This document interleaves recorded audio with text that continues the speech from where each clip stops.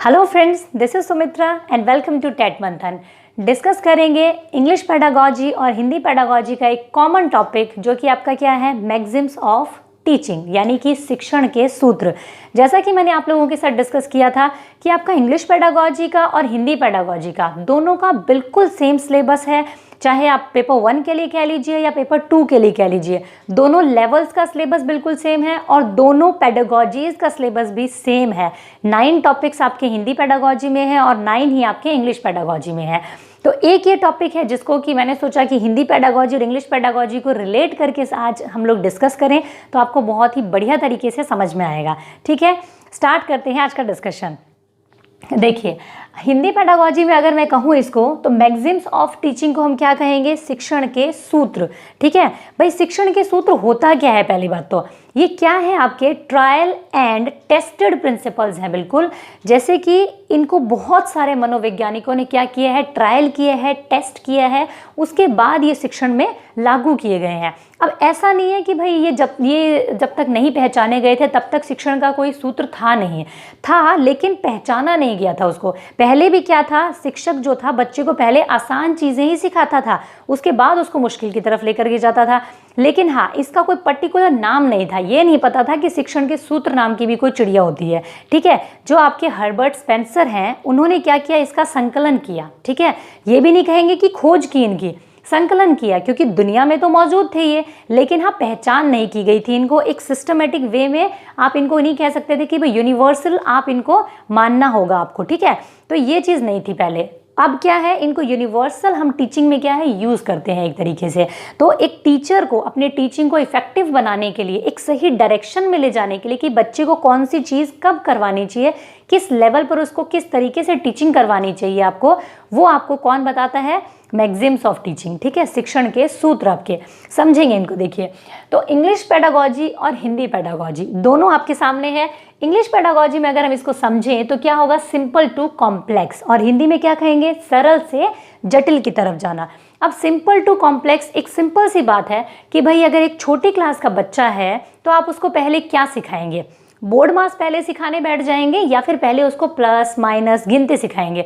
सबसे पहले आप क्या करेंगे, मैथ्स की पॉइंट की बात करूं तो आप उसको सबसे पहले गिनती सिखाएंगे, उसके बाद उसको प्लस सिखाएंगे, फिर माइनस सिखाएंगे, फिर उसके बाद में आप उसको मल्टीप्लिकेशन, फिर उसके बाद में उसको डिवीजन सिखाएंगे। यानी कि जो आपके स्टेप्स हैं वो ईजी से लेकर के कॉम्प्लेक्स की तरफ जाएंगे। ठीक है, उसी तरीके से अगर बड़े थोड़े से लेवल पर जाएं तो आप क्या करेंगे, सबसे पहले क्या करेंगे, सिंपल इंटरेस्ट सिखाएंगे या फिर उसको डायरेक्ट कंपाउंड इंटरेस्ट सिखाएंगे? नहीं, आप उसको सिंपल इंटरेस्ट सिखाएंगे सबसे पहले, उसके बाद उसको कंपाउंड इंटरेस्ट की तरफ लेके जाएंगे। इसी तरीके से इंग्लिश में बात करूं तो सबसे पहले आप उसको अल्फाबेट सिखाएंगे। ठीक है, ABCD, उसके बाद उसको छोटे छोटे वर्ड्स बनाना सिखाएंगे, CAT कैट, BAT बैट, उसके बाद में उसको छोटे छोटे सेंटेंसेस बनाना सिखाएंगे। तो दैट मीन्स कि सिंपल टू कॉम्प्लेक्स की तरफ हमारी जो टीचिंग है वो जानी चाहिए, सरल से जटिल की तरफ जानी चाहिए, क्योंकि बच्चे सबसे पहले क्या है, कॉम्प्लेक्स चीज़ों को नहीं समझ सकते, सरल चीज़ों को समझते हैं, इजी चीज़ों को समझते हैं। ठीक है, नेक्स्ट अगर मैं बात करूँ तो क्या है, कॉन्क्रीट टू एब्स्ट्रैक्ट, यानी कि मूर्त से अमूर्त की तरफ। अब इसको समझने के लिए ज़रूरी है कि मूर्त क्या है, यानी बच्चे की जो ज्ञानेंद्रियाँ हैं, 5 जो सेंसेस है, उसके थ्रू जिन चीज़ों को वो देख सकता है, टच कर सकता है, महसूस कर सकता है, सुन सकता है, वो क्या होंगी, आपकी मूर्त है। अमूर्त यानी कि जो सिर्फ आपके क्या होंगी, मतलब कॉन्क्रीट नहीं है, जिनको छू नहीं सकता वो, जिसके बारे में सिर्फ उसको मतलब एक कहते हैं ना, जो कल्पना करनी पड़ेगी, जिसके बारे में इमेजिनरी चीज़ें जो है। तो हमने प्याजे में भी पढ़ा था कि कॉन्क्रीट जो है आपकी वो एक लेवल के बाद आती है बच्चे में, एक एज के बाद आती है बच्चे में। तो तब तक आप क्या करेंगे, कॉन्क्रीट टू मूर्त से अमूर्त की तरफ जाते हैं हम वैसे भी हमेशा। कैसे, जैसे आपको बच्चे को क्या पढ़ाना है भाई, आपको जैसे कि बच्चे को दोस्ती आप पढ़ा रहे हैं क्लास में कि भाई मित्रता होती है, मित्रता पे आपको जैसे बच्चे को आप मतलब काफ़ी देर से आप बता रहे हैं फर्स्ट क्लास के सेकंड क्लास के बच्चे को कि भाई दोस्त ऐसे होते हैं, मित्रता में ये गुण होने चाहिए, फलाना होना चाहिए, ढिमकाना होना चाहिए। अब उस बच्चे को क्या पता मित्रता किस चिड़िया का नाम है, लेकिन अगर आप उसको ये कहेंगे कि भाई तुम्हारे बगल में जो ये बच्चा बैठा है ये तुम्हारा मित्र है, ठीक है, ये किस किस तरीके से तुम्हारी क्लास में हेल्प करता है, किस किस तरीके से ये तुम्हारा फ्रेंड जो है वो तुम्हारे काम आता है, किस तरीके से लंच पीरियड में तुम्हारे साथ में लंच शेयर करता है, जब कहीं कोई मुसीबत आती है तो किस तरीके से तुम्हारी हेल्प मतलब हेल्प करता है, ये उसके बाद आप उसको बताएंगे कि इसके साथ जो तुम्हारा रिलेशन है उसको क्या कहते हैं, मित्रता कहते हैं। मतलब एक मूर्त चीज़ दिखाइए आप बच्चे को और उसे समझाइए। मैथ्स में अगर मैं कहूँ तो आप बच्चे को क्या करेंगे, अगर आपको बच्चे को प्लस और माइनस सिखाना है तो क्या कीजिए आप, सबसे पहले आप उसको 2 + 1 इस तरीके से सिखाएंगे = 3, ये समझ में आएगा। या फिर आप क्या कीजिए, घर से टॉफ़ी ले जाइए, थोड़े 5-10 रुपये खर्च करने पड़ जाएंगे, ठीक है। आप टॉफ़ीज़ ले जाइए, 2 टॉफ़ी आपने इस हाथ में रखी, एक इस हाथ में रखी, बोला बच्चे 2 में 1 ऐड किया, कितनी टॉफ़ीज़ होगी, 3 टॉफ़ीज़ होगी। बच्चे को क्या समझ में आएगा, 3 टॉफ़ीज़, जो उसके हाथ में मूर्त चीज़ें दिख रही हैं वो उसको बहुत ईजीली समझ में आएगी, ठीक है। इसी तरीके से जैसे मैं अपनी बात करूं अगर, तो मैंने जब अपने क्लास में स्टूडेंट्स को सिखाया था कि शेप्स कौन सी होती है, तो मैं बिस्किट्स लेकर के गई थी उनके लिए। आपको पता है आजकल तो वैसे भी दुनिया जहान की बिस्किट्स आते हैं, ये मैड एंगल, फलाना एंगल, ठीक है। तो मैं उनके लिए सर्कल वाले बिस्किट, फिर ट्राइंगल में जैसे पार्ले जी हो गए आपके, रेक्टेंगल में आपके पार्ले जी हो गए, ट्राइंगल में बहुत सारे आ रखे हैं मैड एंगल वेंगल, ठीक है, वो मैं उनके लिए लेकर के गई थी। मतलब इतने मज़ेदार तरीके से बच्चों ने सीखा उनको शेप्स को, और प्लस फिर मज़े से बैठ के हमने खाए बिस्किट। तो क्या कॉन्क्रीट टू एब्स्ट्रैक्ट जाना है आपको। फिर आता है होल टू पार्ट, यानी कि संपूर्ण से अंश की तरफ जाना। अब संपूर्ण से अंश क्या है, बहुत आपको कन्फ्यूजन रहती है इनमें, इसलिए मैं थोड़ा सा डिटेल में चल रही हूँ। होल टू पार्ट क्या है आपका, संपूर्ण से अंश की तरफ। बच्चा जब छोटा है, जब उसकी मतलब थिंकिंग इस लेवल तक, लॉजिकल लेवल तक नहीं गई है, तो वो क्या करेगा, आप उसको एक छोटा सा बिंदु अगर दीवार पर दिखाएंगे उसको नहीं दिखेगी, उसको पूरी दीवार दिखेगी, होल चीज़ उसको दिखाई देती है। भाई अगर एक पेड़ के बारे में बात करेंगे तो उसको पेड़ दिखाई देगा, उसको नहीं पता ये पत्तियां हैं अलग से, ये जड़ है, ये तना है, उसको कुछ नहीं मालूम, उसको एक खड़ा मतलब होल जो है वो पेड़ दिखाई देगा, ठीक है। एक और एग्जाम्पल अगर लें तो अगर आप बच्चे को एक स्टोरी बताते हैं सबसे पहले कि भाई आपकी लॉयन एंड माउस की स्टोरी है, ठीक है, होल आपने उसको सिखा दिया। अब आप उसमें ये बताने बैठ जाएं पहले लॉयन ने ये किया, माउस ने ये किया, क्वेश्चन आंसर करवाने बैठ जाएं पहले, वो तरीका नहीं है। आप उसको क्या करेंगे, पहले होल बताएंगे, एक स्टोरी सुनाएंगे, इंटरेस्टिंग वे में उसको सुनेगा वो, उसके बाद में आप उसकी एक्सरसाइज पर जाते हैं, उसके वर्ड मीनिंग पर जाते हैं। तो होल टू पार्ट की बात आती है यहाँ पर, ठीक है। नोन टू अननोन, यानी कि ज्ञात से अज्ञात की ओर, यानी जो बच्चे को पता है, जो उसको नोन है, उससे अननोन की तरफ जाना। देखो जो हमारा शिक्षा विज्ञान है ना, वो ये मानता है, और वैसे भी ये सच है कि बच्चा जो होता है जब स्कूल में जाता है तो वो बिल्कुल खाली नहीं होता ना, दिमाग से पैदल नहीं होता ना, बिल्कुल ही उसको बहुत सारी चीज़ें पता होती है जो उसने अपनी फैमिली से सीखी है, अपने आसपास के एनवायरनमेंट से उसने एक्वायर की है। एक अच्छी खासी लैंग्वेज उसको आती होती है, मदर टंग उसको आती होती है, कुछ कुछ ऑब्जेक्ट्स को पहचानता है वो बहुत सारे। तो इसका मतलब नॉन चीज़ों से, जो चीज़ों को वो जानता है उसको बेस बना करके आप उन चीज़ों के बारे में बताइए जिसको वो नहीं जानता है। बच्चे ने एक बड़ा सा रेड कलर का ऑब्जेक्ट है, एप्पल देखा है उसने, उसको पता है ये खाने का सामान है, ठीक है, सेब बोलते हैं उसको, घर में चाहे एप्पल बोलते हैं, कुछ बोलते हैं। आप उसको सिखाओ जो ये रेड कलर का ऑब्जेक्ट आपने देखा है, भाई आपने देखा होगा, इसको हम अगर इंग्लिश में सीखें तो इसको ए से डिनोट करते हैं हम, ठीक है, और इसकी स्पेलिंग क्या होती है, APPLE। तो बच्चा क्या होगा, इस नॉन ऑब्जेक्ट से इन दोनों चीज़ों को ईजिली सीख सकता है, ठीक है।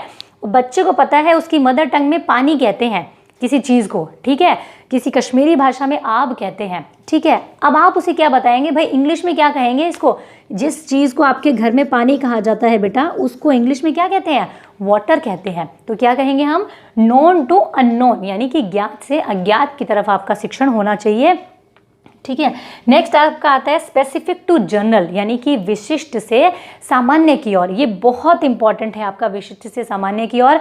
आपका NCF भी इसको मानता है, ठीक है। क्या है इसमें, क्या आता है आपका, यानी कि स्पेसिफिक टू जनरल, यानी कि विशिष्ट से सामान्य की तरफ। अब इसको आप कई नामों से जान सकते हैं, इंडक्शन टू डिडक्शन कह सकते हैं। आपका जो इंडक्टिव मेथड होता है ना, वो इसी सूत्र से निकला है आपका। जब सूत्र बने, उन सूत्रों से फिर आपकी विधियां बनी हैं। तो इंडक्टिव मेथड जो है आपका, वो इसी से बना है। क्या कहते हैं हम इसमें कि एग्जाम्पल टू रूल जाना चाहिए। भाई पहले बच्चों को आप ढेर सारे उदाहरण दो किसी चीज़ के, उसके बाद उसको नियम बताओ।